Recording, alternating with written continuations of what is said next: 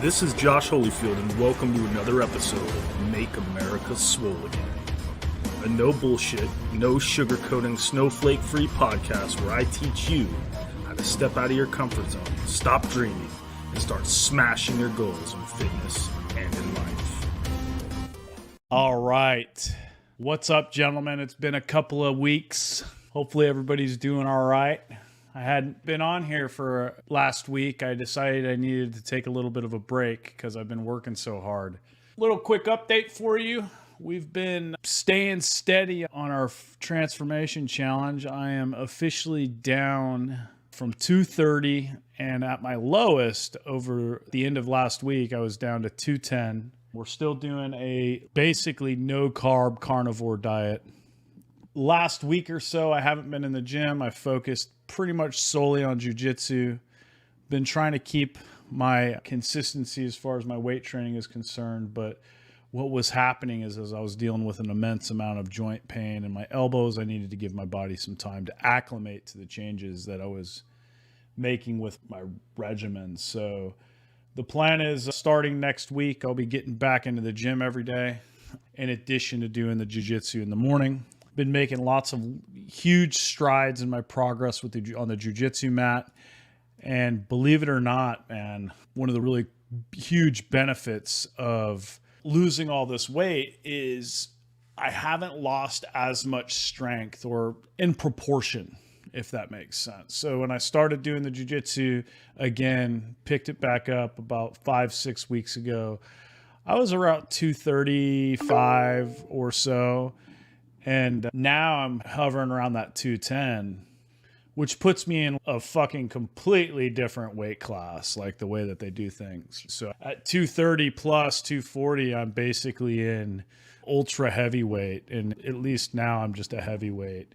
And I've yet to meet another 210 pound dude who's anywhere near as strong as I am, which is pretty beneficial. So that's cool.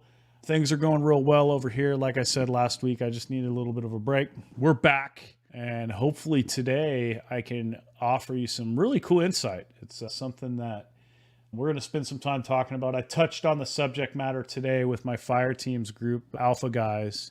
And so we're going to take what we talked about in the Alpha Team group coaching channel and basically give you guys the rundown on that, and then I'll expound upon that concept so everybody's on the same page, if that makes sense. So cool. So since we got a couple of newbies here, and I'm sure there's probably some other guys who are tuned in, and between Facebook and YouTube, we get quite a bit of guys here. Basically, for context, just so you know, what I like to do is try to get on here every single week. I've been very consistent with it over the past 3 years. And the general idea, the goal, the purpose of me getting on here for this podcast every week and streaming it live isn't just so I can be like every other podcast out there that's just preaching something out to the ether. I use this as an opportunity to get to know you guys. I use this as an opportunity to let you get to know me. I truly believe that if this is what I'm going to do for a living, be a coach and do all the things, an online entrepreneur, for lack of a better term, I completely understand that it's about building an audience. And the way that you build an audience is by building relationships.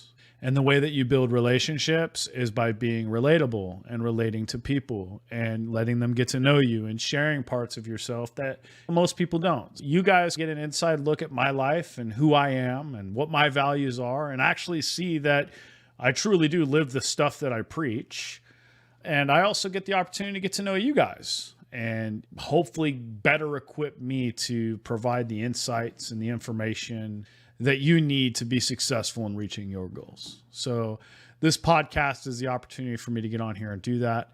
When I started the Iron Forge, back then it was a Josh Holyfield project, JHPD. It's had several names. It's now the Iron Forge. I basically made the commitment that no matter how big we grow, no matter how much money and followers and fame and all this that this business gets, I will never forsake you guys. I will always continue to show up for you and be loyal to you the same way that you guys have been loyal to me. One of the things that I truly believe is that in order for a business to be successful, you only need 1,000 true, real, genuine fans. 1,000, that's it. I don't think we quite have 1,000 of those true diehard fans, but we do have the Fire Team's elite guys at a minimum, which is about 20, plus the Dave Sprodes and the guys who have been with us for years. So we're on our way there. And I'm happy to have you guys as part of this journey.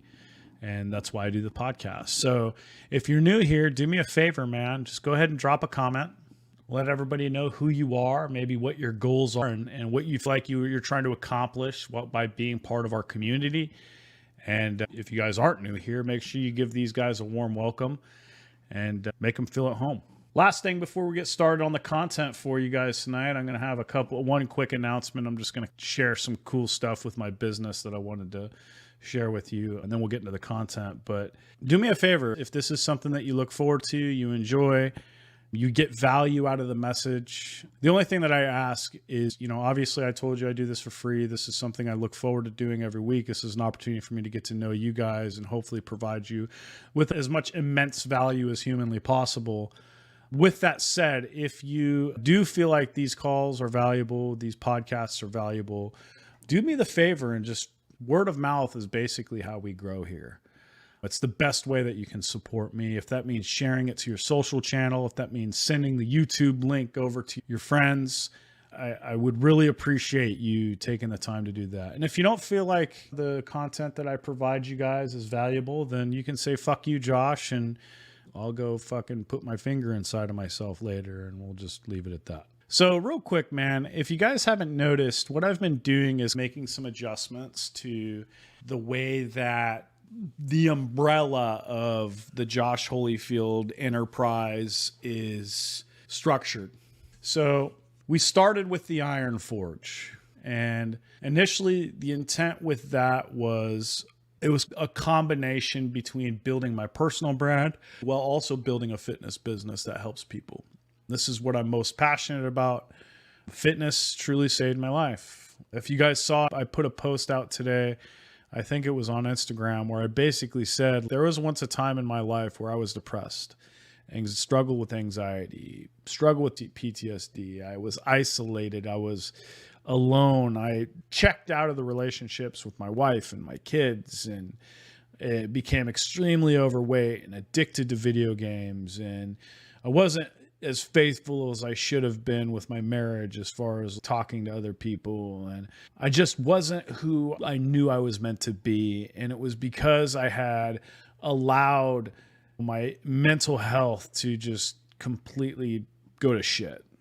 And there was a point in time where I was actually involuntarily admitted to a psychiatric institution because of a suicide attempt. I don't know if you guys know that about me. Basically, we're going through a situation where I found out my ex had been cheating, was going through some issues with that. I went and got myself a fifth of Crown, drank the whole thing, and decided to go sit in the garage while I did it with the car running.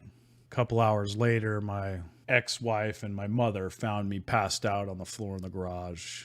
I was taken to the hospital by an ambulance and woke up. Basically, they told me I couldn't leave. They prescribed a bunch of medicine for bipolar disorder, and I spent basically 3 days telling the psychologist that I wasn't crazy and I was in denial. I didn't try to kill myself. It was an accident. They knew what would happen. And finally I got out.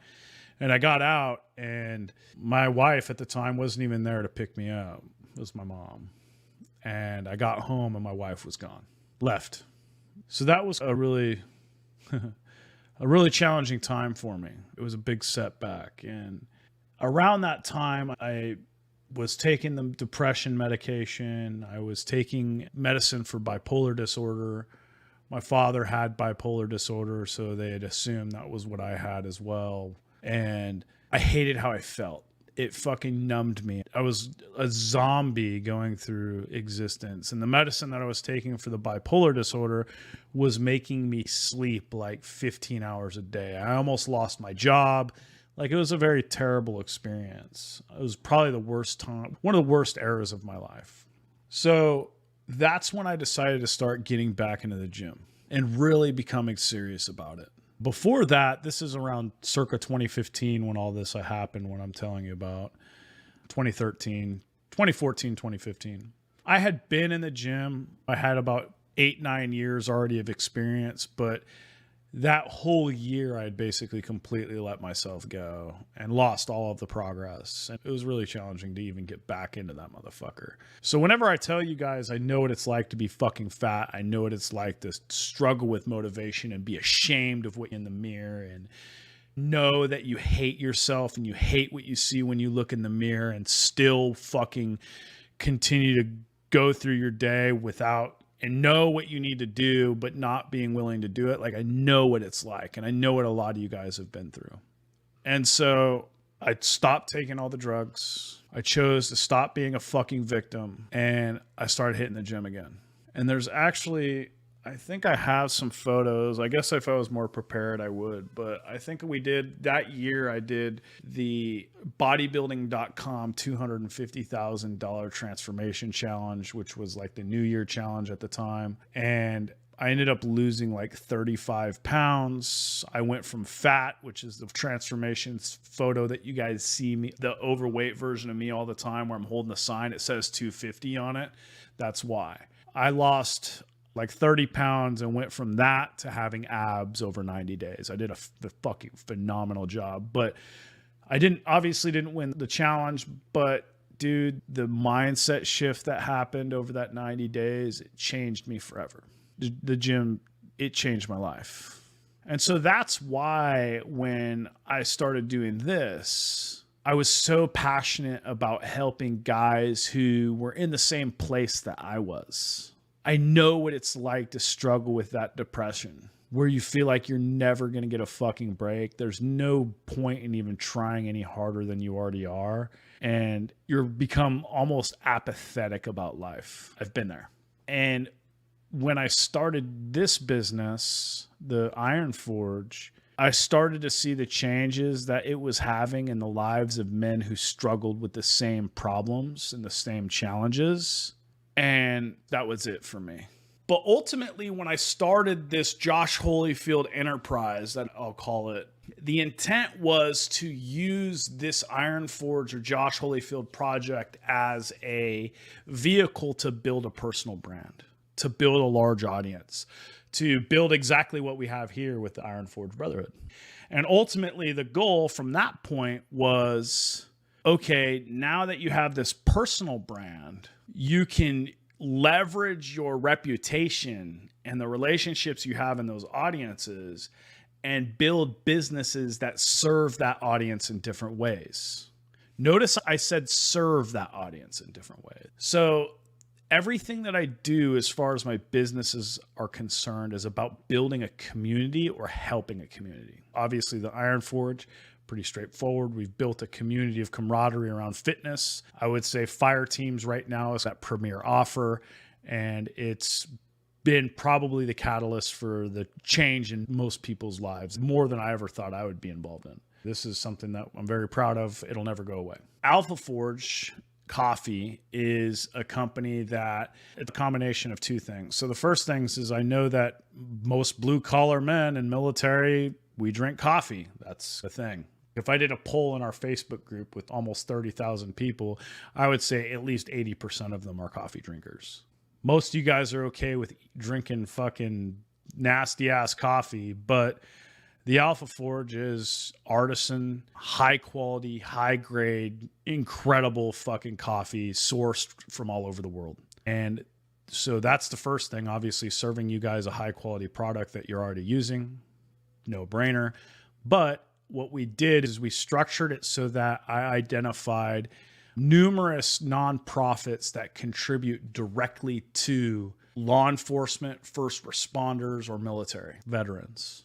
And the idea is when you purchase from Alpha Forge, you can choose which one of those nonprofits you want your donation to go towards. And so I have that business structured so that 10% of all the sales. Now, not profits, sales. 10% of all the sales of that business go directly to a nonprofit of your choice. This business is still in its infancy.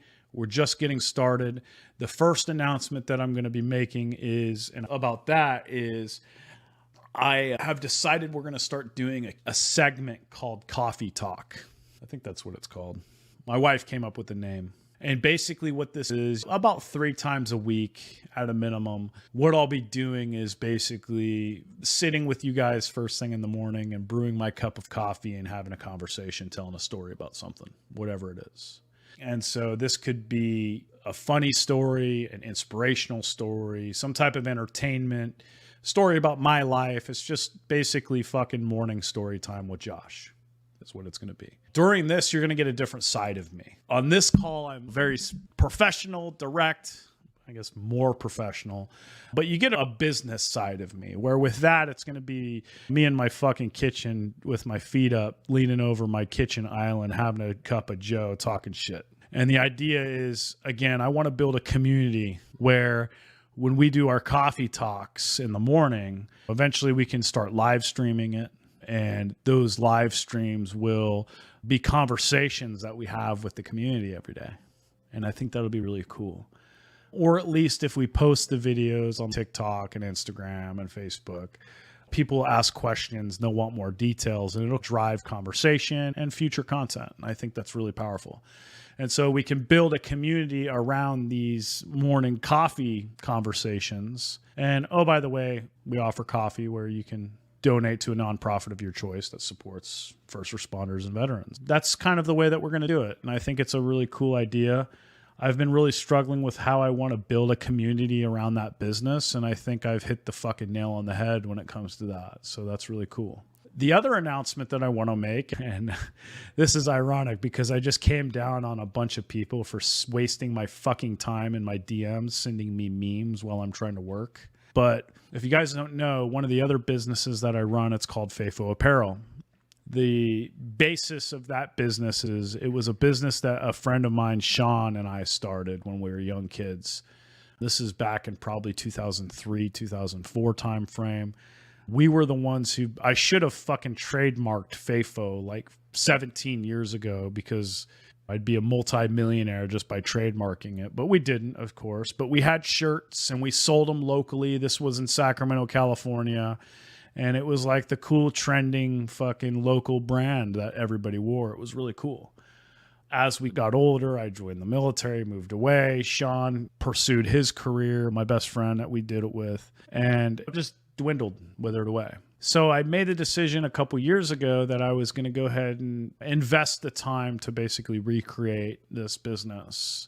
And the goal is with this one is I made a promise to my best friend when I made the decision to move out of our hometown that eventually there would come a time where him and I could basically fucking do what we used to do, be kids again and hang out and run a business. And I wanted him to be part of it. And I want my kids and my family, and I want them to have this thing.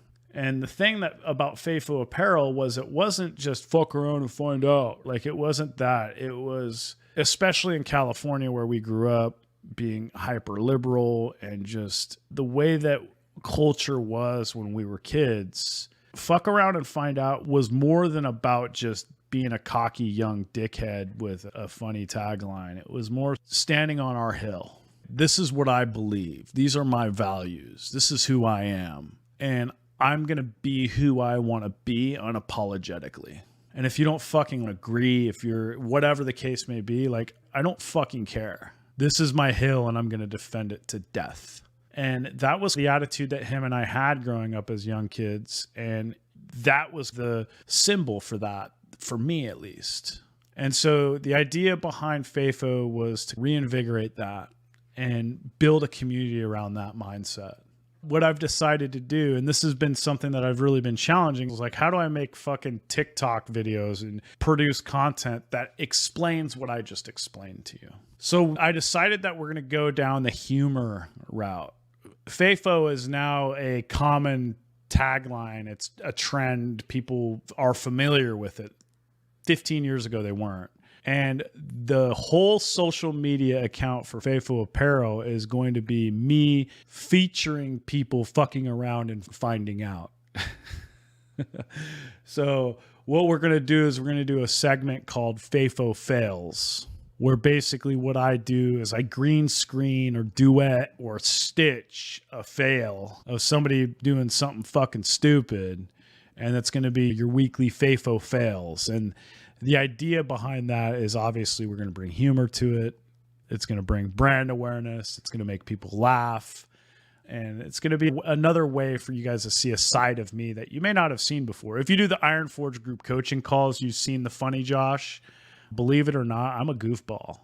You just don't see it as much. And that's going to be a fun opportunity for me to do that. And then ultimately, the community is going to give me content. Hey, Josh, did you see this? Hey, can you do a Faithful Fail on this one? And so basically the reason I wanted to share those two with you is the first, I obviously invite you guys to be part of the Alpha Forge morning coffee talks. And those are going to start next Monday. We're going to do it when I wake up in the morning. I'm part of my routine. It's going to brew a cup of coffee and we're going to fucking bullshit on a 5-10 minute video. If I get enough of followers and people interested, we may turn that into a live video. Who knows? And then we'll just post the live video. And then the other piece is if you want to submit videos or content or articles for me to do the FAFO fails, just send them to my DMs. And we'll do some reaction videos and some funny shit featuring that stuff. So if you remember, I don't remember how long it was, like during the birth of what I call the social internet, there was a website called the DarwinAwards.com. Think about FAFO fails as Darwin Awards. So the Alpha Forge Coffee Talks I'm planning on doing probably somewhere between 8 and 9 a.m. Eastern time. Again, initially they're not going to be live streamed. I'll just basically record myself talking to the camera for the first few months to gauge audience interest. And then once we start to build a little bit of an audience and people engaging with the content, then, you know, I'll start going live. And those live videos will probably take place on TikTok or Instagram. Yeah.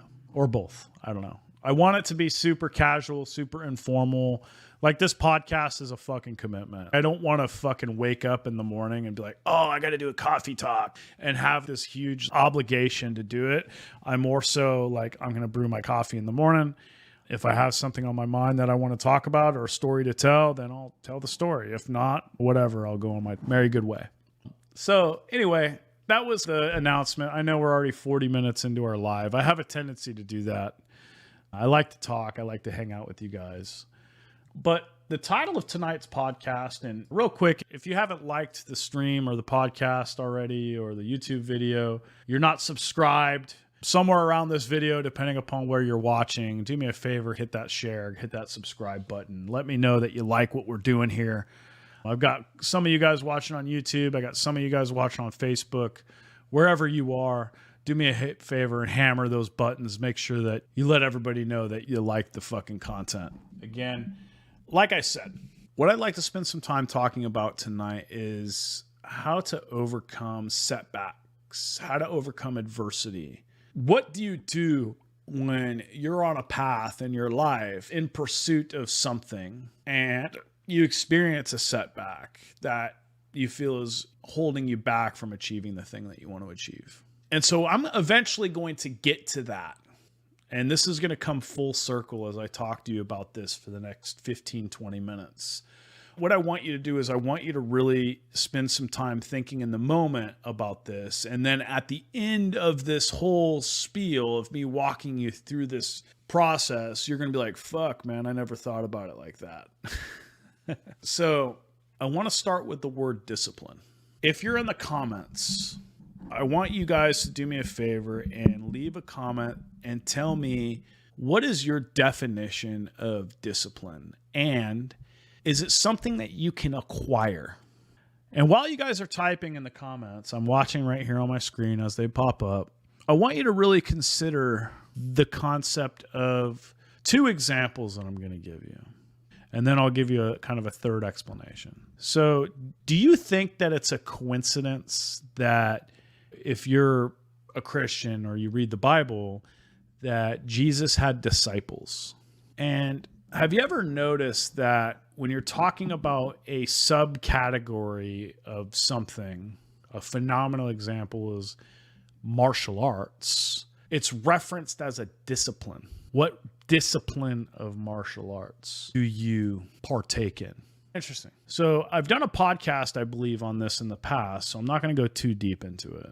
But the word discipline is roots from the Latin word discipulus.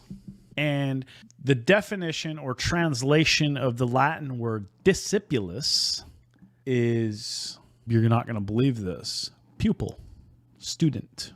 Strange. I'm sure that's the last thing that you were considering. And so the word discipline is actually a lot less synonymous with the knowledge and ability to make the follow through with actions, regardless of whether or not you want to. That is the common general definition of discipline. Basically doing things that you don't want to do because you know you have to, or you're obligated, or whatever. So when it comes to religion, when it comes to martial arts, and I'm practicing a discipline, I am a student. So the disciples of Christ, they were students of his gospel, of his teachings. And martial artists, so the discipline of martial arts that I practice is jiu-jitsu. I am a blue belt in the martial arts discipline of jiu-jitsu. I had to earn that. I can't acquire the discipline of jiu-jitsu. I practice it. I practice the gospel. That's why in the Bible, he talks about basically the way that they look at sin, or he looks at sin, is as long as you're willing to admit that you did something wrong and stand before man and do it without shame, then you can ask for forgiveness, you can be forgiven. I feel like that's pretty solid. Hey man, like this is what right and wrong is, but if you learn from your mistake and you ask for forgiveness and you truly learned from that mistake, you can still come to heaven, because he understands and understood that you're practicing his gospel. You're trying to live it. You're in pursuit of living. That is, quote unquote, the goal. But obviously you're never going to be perfect. You're going to stumble. You're going to fall. You're going to trip. You're going to lose faith. You're going to, whatever the case may be. And so taking that and separating the biblical and Christianity and religious aspect of it, let's talk about the martial arts aspect of it. When I practice a discipline, it requires that I show up and I be consistent. And the harder I work and the more committed I am and the longer I do it, and obviously the better I get, the higher my rank or my belt is going to go. It's something that I have to earn. And it's interesting because one of the things that they say about martial arts, specifically jiu-jitsu, is they ask, the belts are white, blue, purple, brown, black. And then black belt goes all the way up to grandmaster and so forth and so on. What's the hardest belt to get? Most people would say black belt is hardest to get. But the truth is, it's not. It's actually white belt. And the reason for that is because in order for you to become a white belt, you have to actually start. And most people never do. And the only difference between a white belt and a black belt is a black belt is just a white belt who never quit. That's it.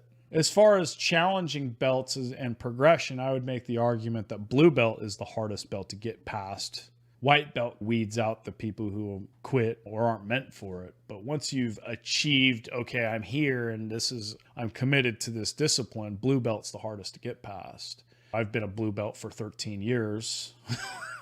Now, obviously I took a long break, but it's funny I say it because it's like, holy crap. But here's the thing. In order for me to progress and practice that discipline of whatever martial art that I'm doing, of whatever religion I'm practicing, of whatever routine I want to lead, of whatever life I want to live, of being healthy and in shape, of losing weight. These are all disciplines that I practice, of building a business, of building an audience on social media, of whatever it is that you're trying to, it's a discipline. You are a pupil. You are a student of that. Discipline is not something that you can have. It is not something that you can attain. Discipline is something that you build over time. And so, like, a phenomenal example, and before I close the loop on this concept, one of the things that I fucking think is crazy is two sides of this coin. So the first is I dabble in business coaching, and most of the clients that I bring in for business coaching are entrepreneurs that want to start or scale their online fitness businesses. I coach a lot of what we call fit pros, fitness professionals. And these dudes are fucking built like me, 6-pack, in years and years worth of training and consistency and hard work in the gym and all that stuff. And then they come to business and they look for shortcuts. They're not consistent with showing up and posting. They're not consistent with their customer service or their messaging or their any of the things that are necessary in order to build a strong, predictable, successful online business. And it fucking blows my mind. Like, how is it that you are so committed and consistent and just disciplined here, but here you're like the fat guy looking for a shortcut to lose weight? And on the other side of that coin, we have guys who struggle with their health, who are overweight, who have trouble maintaining consistency, aren't able to stay on track with their nutrition, can't make time for the gym. But bro, they're the best dads in the world. They show up for their kids. They're always present. Or maybe they're fucking incredibly successful and disciplined in their job or their business. Like, they've chosen to build their discipline in other disciplines of life. The argument that I make is, in order for me to be as effective as possible in all of these other things, my business, my relationships, my marriage, the time I spend with my kids, how present I am for them, my hobbies, my cognitive function, my spirituality, my mental health, all that stuff, I have to build a foundation of health. Your body is a temple. And so if I ignore my health, now it has a negative effect on everything else, which is why I prioritize my health and well-being, physical, mental, emotional, spiritual health. Those come first. Then I know that I can show up as the best version of Josh in all these other disciplines of life. Now, going through that whole scenario and that thought process and that frame of thinking, I'm sure many of you guys haven't even thought about the concept of discipline in the way that I just explained. Now I want to put another layer onto it. Who here has played Super Mario?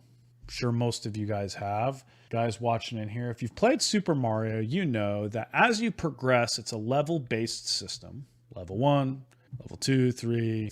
Depending upon what version of Super Mario you go with, you have worlds. So world 1 and then levels, world 2 and then levels, Super Mario. As you progress through that game, it becomes more difficult. There are stakes. The stakes in that game are the number of lives that you have.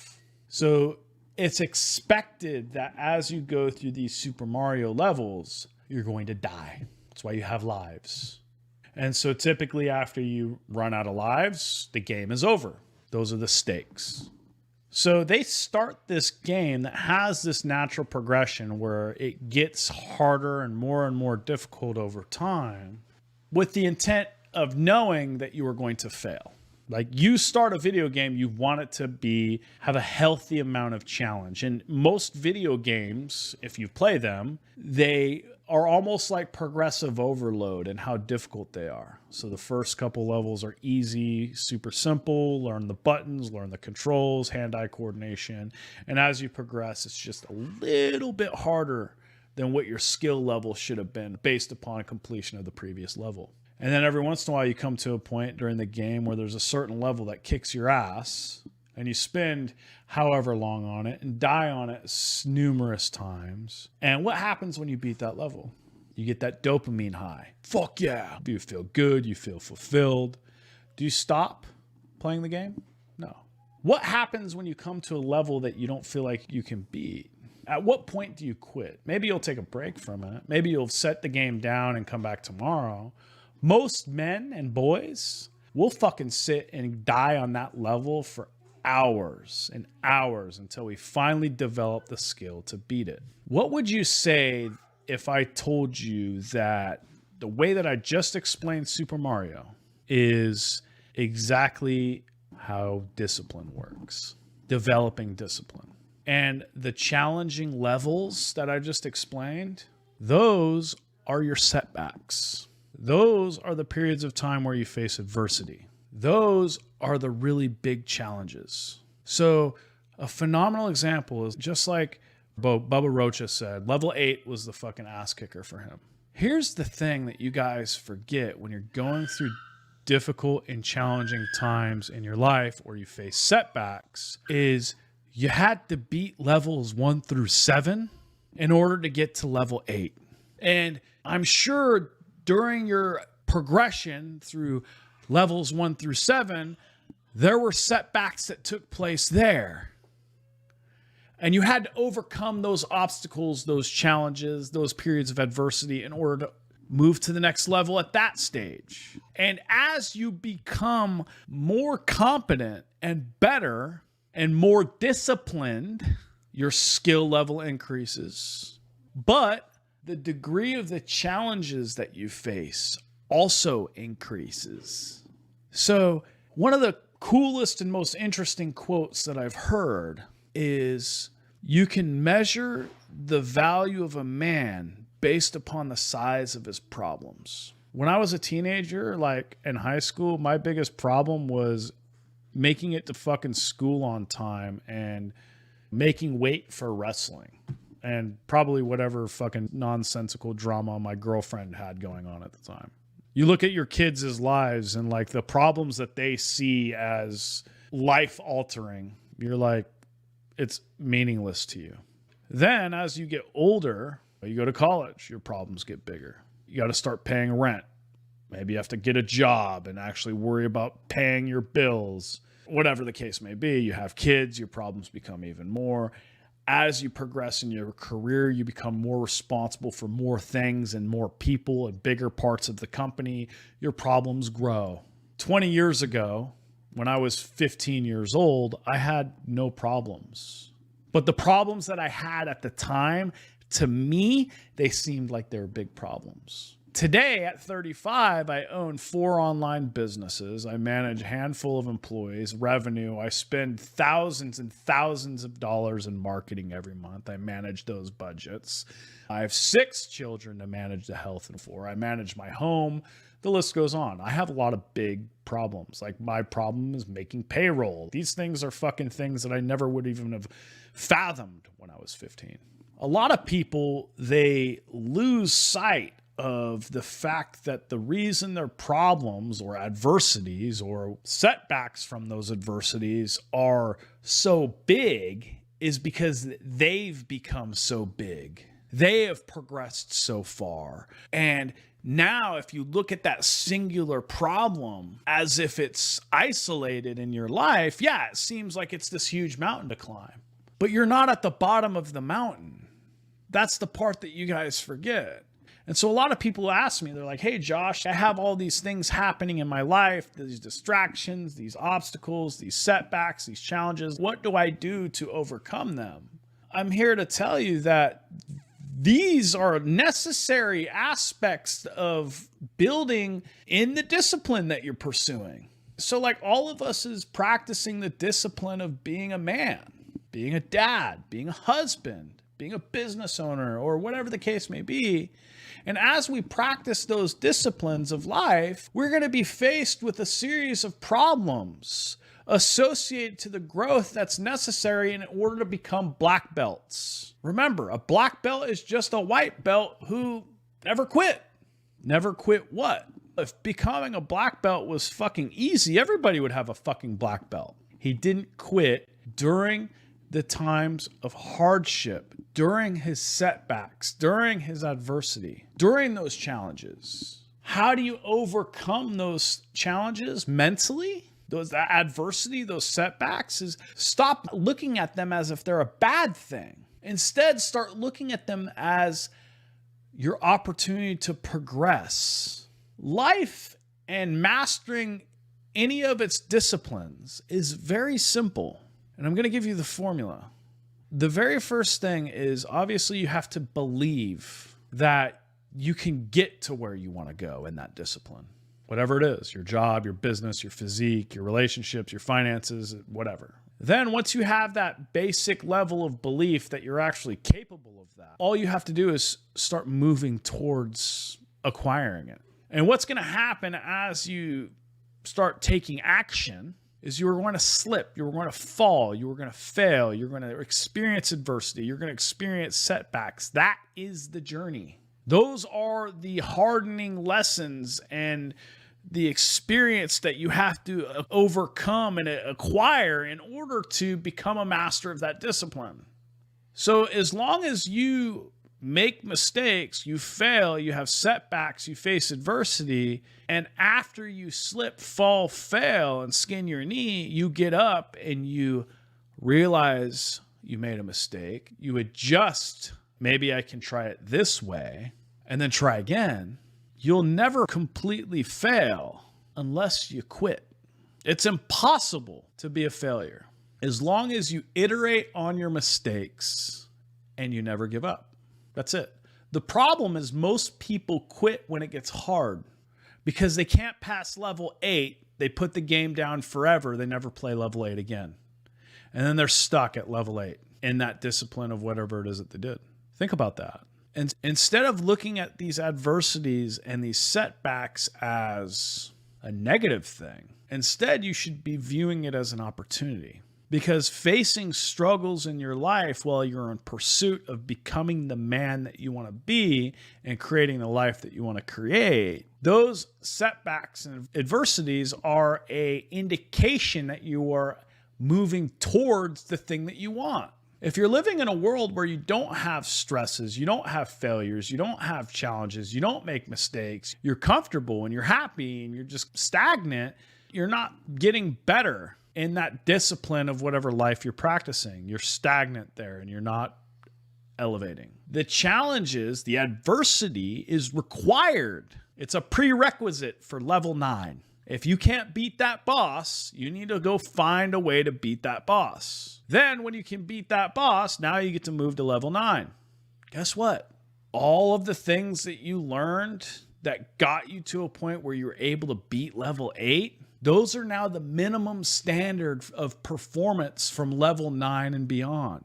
Can you imagine if I was playing a game and I beat level 8? It took me like 3 weeks and I finally beat level 8 and I got to level 9 and it was like the same skill level as level 1. Wouldn't it be a huge fucking disappointment? Like, this is way too easy. It would bore you. Like, it has to become progressively more difficult over time. And the only way to do that is to stack the skills that are required in order to get there. It's just like they do math. In order for me to do math, I have to learn how to count. Once I learn how to count, then I start learning how to add. Once I learn how to add, I have to start learning how to subtract. Once I learn how to do those, then I learn how to multiply. Multiply is just complex addition. Instead of 8 plus 8, I'm doing 8 plus 8, which is just 8 times 4. It's just complex addition. The same way that multiplication is complex addition, division is complex subtraction. How many times does 8 go into 24? Subtract 8 from 24. How many times were you able to do that until you hit 0, right? And then once you learn those skills, then you move on. But at no point in time during my math journey do I ever stop being expected to know how to do addition, subtraction, multiplication, and division. Basic arithmetic. We just add to it.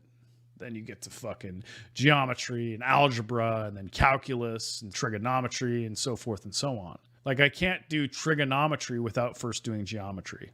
This is coming from somebody who is like one class away from a bachelor's degree in math. That's how it works, even at the highest levels of math.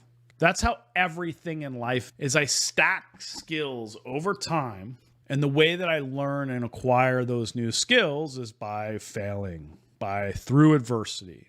So people ask me all the time, Josh, how do you overcome setbacks and adversities in your path towards whatever? It's not that I'm trying to handle them. It's that I realize they're necessary. Nobody wants to play a game where they always win. Eventually they're going to get bored. That's why every single one of you, if you were in a happy, committed, long-term relationship, a marriage, you and your wife challenge each other, period. She's probably somebody who challenges certain aspects of your personality or your view of the world. My wife, the way that she challenges me is by holding me accountable to the commitments I make to myself, even when I don't want to. She refuses to allow me to be a lesser version of myself. She challenges me every day to show up better than I did yesterday. This is actually a new thing, and I love it about her. It's really good. So I wanted to take some time to give you guys that perspective tonight, because I think it's really valuable in the way that we view discipline, overcoming setbacks and adversities, and understanding that this isn't something that you get. It's something you practice. And as you practice, you get better. And so one more thing I wanted to share with you about that. Remember, and I'm sure you guys have heard this before, it's a quote from Kevin Brown that I wanted to share with you. He basically was doing a speech where he said, practice makes perfect, right? And everybody in the audience is, yeah, practice makes perfect. He says, wrong. Practice doesn't make perfect. It makes improvement. That's it. Actually, the quote wasn't from, it was from not Kevin Brown. It was actually originally from Vince Lombardi Jr., if you want to look that up. It's a phenomenal quote. Practice makes improvement. We practice so that we can fail. So that way, when we go out into the real world and we don't want to fail and there's a higher stake, the likelihood that we're going to fail is less. Stop expecting your life to be easy without challenges, because expecting your life to be easy without challenges is the same as being okay inside of your comfort zone and being stagnant. Stepping out of your comfort zone is synonymous with pursuing greater challenges in your life. The challenges that you pursue should just align with creating the life that you want to create and whatever discipline of life you're in pursuit of mastering. So I wanted to take some time to share that with you guys tonight. I hope it was valuable for you. Again, last time, if you guys haven't already, like the podcast, share. You should see the audio versions of this go onto iTunes, Spotify, all that stuff on Friday. And for those of you guys who are part of the Iron Forge $24.99 a month group coaching that we do on Thursdays, I will see you then. I look forward to sitting with you guys later this week. If you're looking for more information on how to sign up for the Iron Forge or what it is and what it's about, you can either shoot me a message on socials or just go to https:/theironforge.us, and you'll see there's a button right on that page to join the Iron Forge. Phenomenal experience, phenomenal bunch of men. I know a lot of the guys say that Fire Teams is the absolute best value for your money that I offer as far as coaching is concerned. I tend to disagree. I truly believe that the Iron Forge group coaching has been the catalyst for the most change in the business, and it's less than $1 a day. A lot of people have seen some immense improvements from the conversations we have during those calls every week. And if you're not part of it, I definitely suggest you should be part of it. Not only do you get access to those weekly calls with me where we field questions and I deliver a message, but you also get unfettered, unlimited access to all of the training programs that I offer: shredding season, bulking season, the strength protocols, power builder, the list goes on, plus access to my entire, training archive of nutritional training, all of it. And it comes with a meal plan that's built, structured based upon your goal and all that stuff. It's a phenomenal value. For $1 a day, you can't beat it. And I think there's a sale that we do where you can actually buy lifetime access to that for $200. So you pay one time and you can get access to that call forever, which is an even more insane value. Eventually, I'm going to have to raise the price to it, but I love doing that call so much that the more of you, the better. So with that said, I'll see you guys for the Iron Forge on Thursday. Enjoy your week. Stay vigilant and go out there and pursue that adversity. God bless.